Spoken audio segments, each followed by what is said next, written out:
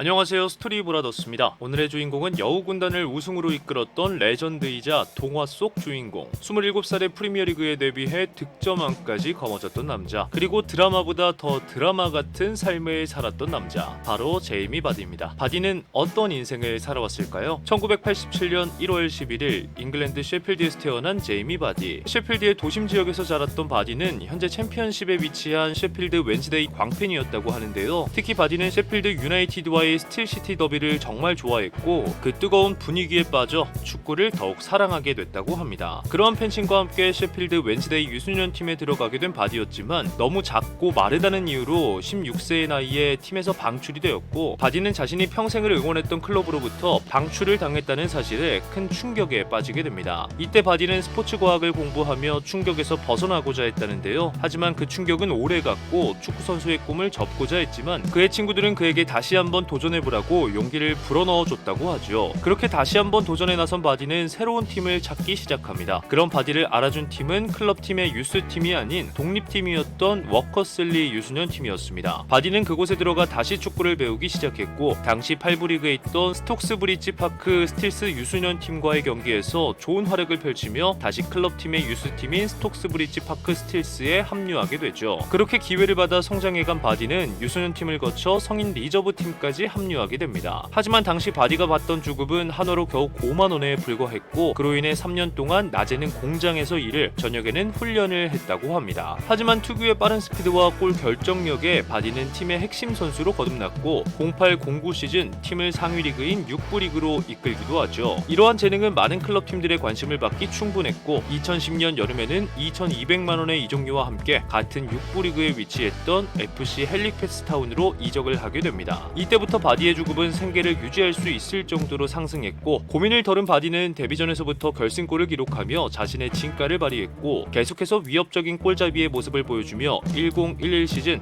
팀을 리그 우승으로 이끈과 동시에 리그 26골을 기록, 득점왕을 차지하기도 합니다. 그렇게 팀의 스타로 거듭난 바디는 다음 시즌에는 개막 4경기에서 무려 5골을 기록하는데요. 이에 당시 5부 리그로 막 승격을 했던 플리트우드 타운은 바디를 눈여겨봤고 당시 하부리그 팀에게는 쉽사리 지불할 수 없었던 15만 파운드라는 거금의 이적료를 들여 과감하게 그를 영입하죠. 그 기대에 부응하듯 새로운 유니폼을 입은 바디는 득점 행진을 멈추지 않았고 상위 리그 팀들과의 FA컵 경기에서도 득점을 기록하며 자신의 가치를 증명해갑니다. 당시 그의 동료였던 폰드는 바디가 항상 청바지에 티셔츠를 입고 레드불을 들고 와 가장 먼저 경기장에 도착했다고 하는데요. 그러한 노력이 뒷받침된 그의 실력은 독보적이었고 리그 31골을 기록하며 또다시 리그 득점왕을 거머쥐게 됩니다. 그와 동시에 팀 역사 최초인 4부 리그 잉글리시 풋볼 리그 2로 승격을 이끌기도 하죠. 이렇게 이적한 팀마다 적응 기간 없이 리그를 폭격하고 다녔던 바디는 블랙풀과 레스터시티에게 러브콜을 받게 되는데요. 바디는 챔피언십에 있던 레스터시티의 제안을 수락했고 2012년 5월 팀에게 논리그 최고의 이적료를 안겨주며 역사의 서막을 알리게 됩니다. 하지만 바디에게 다시 어려운 시간들이 찾아오게 됩니다. 바디는 이적 첫 시즌인 12-13 시즌 5골에 그쳤고 SNS에서 서포터들에게 거센 비판을 받기까지 하는데요. 이에 바디는 자신감이 떨어지며 팀을 떠나고자 했지만 당시 감독이었던 니겔 피언스는 그에게 충분한 재능이 있다며 계속해서 믿음을 주겠다는 말과 함께 그를 설득해갑니다. 이렇듯 코치진들의 지지를 받았던 바디는 잔류를 선택했고 13-14 시즌 폼이 살아나며 팀의 공격을 이끌어가죠. 그 시즌 바디는 16골 11개의 도움을 기록, 지난 시즌과는 완전히 달라진 모습을 보여주며 레스터시티 올해의 선수로 거듭남과 동시에 레스터시티를 프리미어리그 승격으로 이끌게 됩니다. 그와 함께 레스터와 재계약에 성공했던 바디는 27살의 다소 늦은 나이에 프리미어리그에 입성하게 됩니다. 이후 바디는 맨체스터 유나이티드와의 경기에서 한 골 3개의 어시스트를 기록하며 팀을 5-3 승리로 이끌었고 영국 전역에 자신의 이름을 알리게 됐죠. 바디는 승격 시즌 내내 중요한 순간마다 득점을 올리며 잔류의 힘을 보태는데요. 그런 활약은 바디를 29살의 나이에 잉글랜드 대표팀 데뷔로 이끌기도 하죠. 이후 라니에리 감독과 맞이한 15-16 시즌에는 본머스, 아스톤빌라, 스토크시티, 아스날 등 어떤 팀을 만나든 바디는 계속해서 득점을 기록했고 크리스탈 팰리스전에서도 골문을 가르며 팀을 승리로 이끈과 동시에 앙리, 시어러, 바니스텔로이 등이 기록했던 프리미어리그 7경기 연속 득점 클럽에 자신의 이름을 올리게 됩니다. 하지만 여기에서 바디의 득점 행진은 멈추지 않았고 8경기, 9경기, 10경기에 이어 11월 맨체스터 유나이티드를 상대로 11경기 연속 득점을 기록하며 프리미어리그 역사상 최다 경기 연속골 기록을 갈아치우게 됐죠. 이러한 이러한 바디의 득점포는 레스터시티를 계속해서 리그 정상으로 이끌었고 10월, 11월 프리미어리그 이달의 선수상을 연속해서 수상하기도 합니다. 이후 2월 리버풀전에서는 멀티골을 기록하는데요. 이때 바디의 원더골을 보고 클롭 감독은 그를 월드클래스라 칭했고 썬더랜드와의 경기에서는 시즌 20호, 21호 골을 나란히 기록하며 1984, 1985 시즌 게리 리네커 이후 최상위 리그에서 20골 이상을 기록한 최초의 레스터시티 선수가 됩니다. 이렇게 캉테, 바디, 마레즈가 이끌었던 레스터시티는 구단을 역사상 처음으로 챔피언스 리그로 이끌었고 그와 함께 토트넘과의 우승 경쟁을 했던 레스터시티는 자신들의 우승이 결정될 토트넘과 첼시의 경기를 함께 보며 첫 프리미어리그 우승의 순간을 만끽하게 됐죠. 이렇게 레스터시티는 축구 동화를 완성하게 됩니다. 그 중심에 있었던 바디는 리그 총 24골을 기록하며 케인에 이어 득점 2위를 차지했고 도움 6개를 더해 30개의 공격 포인트라는 무지막지한 스탯을 보여줍니다. 그와 함께 프리미어리그 올해의 선수, FWA 올해의 선수상을 수상, PFA 올해의 팀에도 이름을 올리게 되죠. 그렇게 드라마 같은 시즌을 보냈던 제이미 바디, 이를 눈여겨보던 많은 클럽은 바디에게 구애를 보내는데요. 특히 아스날은 그에게 강력한 러브콜을 보냈고 여러 언론에서는 그의 이적이 이미 확정되었다는 이야기가 나오기도 합니다. 하지만 레스터시티와 동료들은 바디가 남기를 바랬고 결국 바디는 아스날 이적으로 기울었던 마음을 되돌리며 레스터시티에 잔류할 것이라는 발표를 하기도 하죠. 그렇게 의리를 선택한 바디는 1617 시즌 맨시티와의 경기에서 프로 데뷔 첫 해트트릭을 기록했고 세비야와의 경기에서는 챔피언스리그 데뷔골까지 기록하기도 합니다. 비록 지난 시즌만큼의 성적은 내지 못했던 레스터와 바디였지만 시즌 내내 16골을 기록하며 여전한 득점 감각을 보여주죠. 이후 1718 시즌에는 레스터시티에서 200번째 출전을 알렸고 프리미어리그 50번째 골까지 기록하는데요.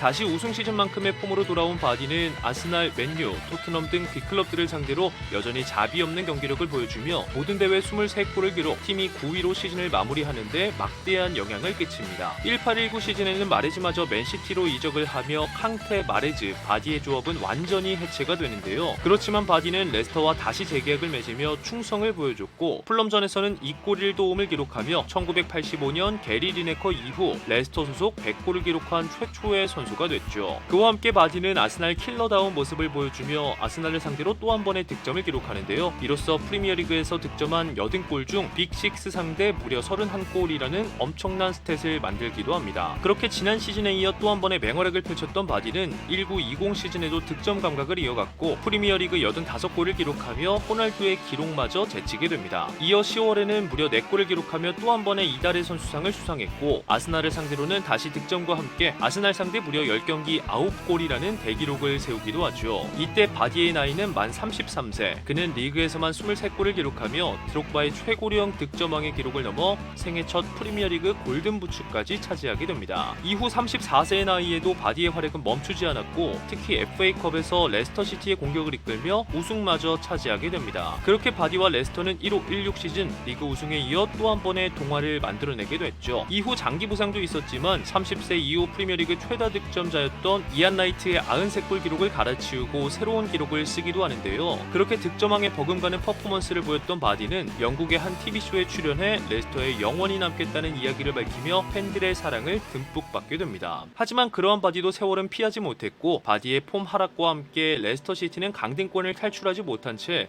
10년 만에 다시 챔피언십으로 강등이 됩니다. 이에 여러 클럽들은 다시 바디에게 러브콜을 보냈지만 바디는 주장완장을 차고 레스터에 남기로 결정을 하죠. 그렇게 챔피언십에서 맞이한 23-24 시즌에는 두 자릿수 득점을 올리며 여우 군단과 함께 부활을 알렸고 레스터시티가 부진할 때에도 바디만은 활약을 이어가며 37세의 나이에 모든 대회 20골을 기록, 45라운드 프레스턴 노스엔드와의 경기에서는 멀티골을 넣으며 팀의 리그 우승과 함께 프리미어리그 승격을 이끌게 됩니다. 이에 레스터시티는 다시 바디와 재계약을 맺었고 이 과정 속에서 바디는 죽음마저 깎으며 팀에 대한 헌신을 보여줍니다. 그리고 24-25 시즌 여전히 파란색 유니폼을 입고 다시 돌아온 프리미어리그, 과연 바디는 레스터시티 팬들에게 또 한 번의 동화를 선물할 수 있을까요? 지금까지 인생 역전의 대명사 제이미 바디의 이야기였습니다. 재밌게 보셨다면 구독과 좋아요 부탁드립니다.